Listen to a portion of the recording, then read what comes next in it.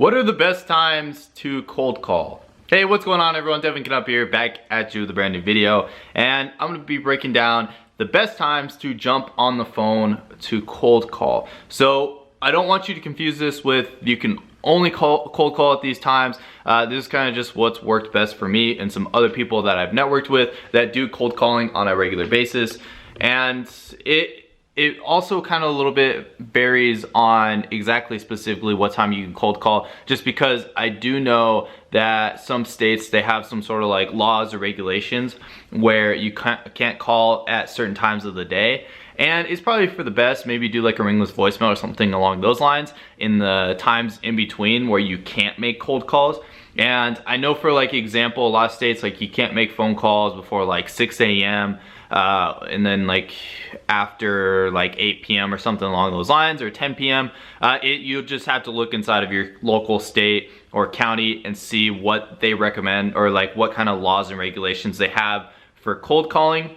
So here's the thing is, I'm gonna give you guys some times for like an 8-hour segment. So if you're working like 8 hours a day, full on for your wholesaling business, then this is what I'm gonna recommend for you guys. And then obviously out of those, you can kind of just decide, hey, I'm working a full-time job, I can't call during this time, but I can call during the other time. Or if you can't fit any of these times that I'm telling you, then what I recommend is that you just still try to get it in at a different time. So as long as you're making the phone calls, that's really all that matters. It's just what time is the best for getting a hold of people. And obviously, like I said, it's not gonna be a big deal either way, but this is kind of just helping you all optimize when you're jumping on the phone. So what I recommend is that you jump on the phone in the mornings between like 8 and 12 p.m. is kind of like a wide range if you're working 8 hours. And then in the afternoon, I would say something along the lines of like 4 to 6 is like optimal. But obviously if you're trying to put more hours in, then maybe do something along the lines of like 4 to 8. It really just depends on what your schedule looks like and everything like that. Because then what you're kind of doing is, if you do like that 8 to 10 segment, you're gonna catch a few people that are like heading out to work and everything. And then the afternoon one, obviously a lot of people are getting off of work. So either way, there's still gonna be people that are gonna pick up the phone no matter what time you decide to call. So it's totally okay, like I said, if you call in other time periods, but this is kind of just what I've seen work best. And so if you are outsourcing cold calling, if you're hiring someone else to make cold calls, then obviously try to have them just call inside of these times, and then try to like switch it up as well. So what I recommend everybody to do if you're cold calling is to go through a list at least like 5 times, and this way you can kind of like switch it up in the times. So maybe like the first part, like half of them you called in the morning, half of them you called at night.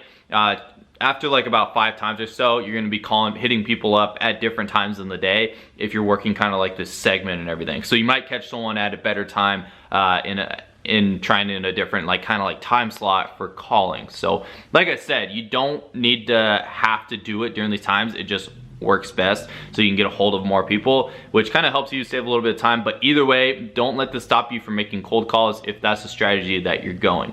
As far as like the tools for cold calling, I figured I might as well include this in this video. Even though I've covered this in other videos, might as well add value into this as well, or more value. So what I recommend as far as like lists go is I recommend that you go get like local county lists. So something along the lines of like a tax delinquency or a like probates list or something along those lines, and get that skip trace. So as far as the skip tracing company, which you will have to use one to get the phone numbers, I mean there's free ways out there, but trust me, I made a whole video on this. I'll put it right here if you want to see the whole skip tracing video. But it's not really worth your time to do like some of these free services. It's gonna waste a lot of time, probably bad data, you're probably not gonna get a hold of a lot of people. But this is what I recommend, is use a company called Super Empower Solutions. I always have a link down in the description, down in my descriptions, and you guys can go check them out. Usually pretty affordable. They're a little bit more like, I would say, like the mid-range price rise, which is what you want, between like 20 and 30 cents. It's more reasonable. If you start doing those ones that are like 5 to 10 cents, you just gotta be a little skeptical as far as like you actually getting on the phone with people, and the data actually being quality enough for you to spend time calling. So that's why I recommend this company. And on top of that, they got really good data. They've actually done some tests that's proven to show how quality their data is versus other people. So might make a video on that in the future. And so after you skip trace the list, what you're gonna want to do is call every number. So there's a couple ways of doing this, and one way is like literally just take your phone and dial every single one, but you're gonna spend a lot of time dialing, and the pickup rate usually, like, I would say it's about like 5 to 10%. So if you're only talking to people 5 to 10% of the time, there's gonna be a lot of dead time where it's just ringing, and you're gonna have to leave a lot of voicemails as well, because you do want to leave a voicemail to everyone that you cold call. So what I recommend is that you use a dialer, and I don't have a link in the description for this one, but it's called mojosales.com. I really recommend them. I really don't care what dialer you use, it doesn't matter, just use some sort of dialer. And what a dialer is you put an Excel spreadsheet in, a list in, and then it'll basically go through the list and call everybody on that list and make it so you don't have to dial. And then you can set it up so that way it leaves a voicemail whenever someone doesn't answer. So you don't have to record your own every single time. You just record it once, and then it leaves that for everybody that doesn't pick up the phone. So it's gonna save you a lot of time. Just trust me, like, even though it does cost, I wanna say it's like, don't quote me on this, you guys can check out the website. I wanna say it's like $70 to $80 for one line. If you really want to and you want to save a lot of time, I think it's like $110, $120 or so, and you can get 3 lines where basically you have 3 different times like you're calling people, and you can get through lists way faster, and you can just save your time and be on the phone with sellers more, or yeah, be on the phone with the owners of these homes more often than just like a single dialer. So really recommend that if you can fit it into the budget, but really recommend a dialer. And that is basically it. So as far as like scripts and everything like that go, if you guys are interested in the scripts on talking to sellers, that's the only thing that I don't give away on my channel, but I have a link in the description down below to my course where I give that all away inside of there, and on top of that we can jump on a mentoring call. But other than that, that's really like optimizing cold calling. What cold calling really breaks down to, if that's the strategy that you decide to choose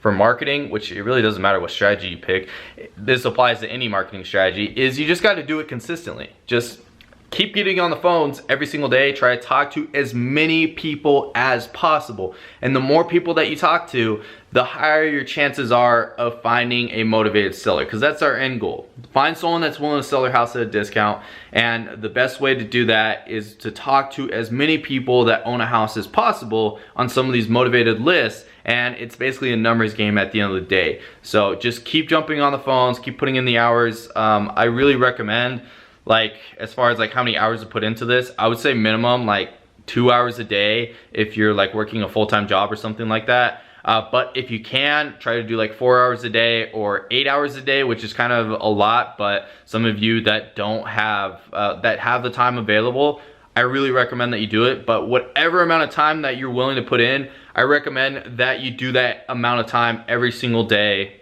at least Monday through Friday. I recommend calling on the weekends as well, but I recommend at least like 5 days a week, and you do it consistently. And so what the goal here is to just start closing some deals and make it so that way you can literally repeat the process.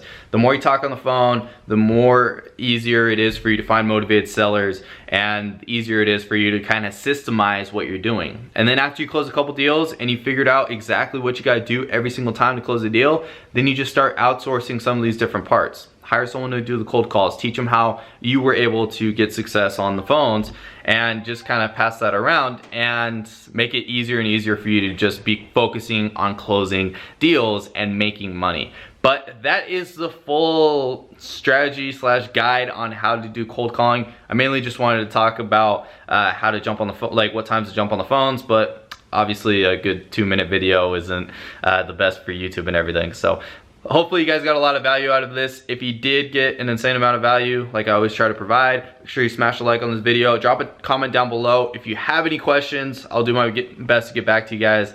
And that's what I got for you guys. So if you need a little bit more help on getting into real estate wholesaling, and you want like the free, like the full step-by-step guide on how wholesaling works, kind of like just the basics, I really recommend that you go check this video out. I'm gonna break it all down inside of there, everything that you would need to know to get started. But anyways, that's what I got for you guys. So I will see you all tomorrow. Peace.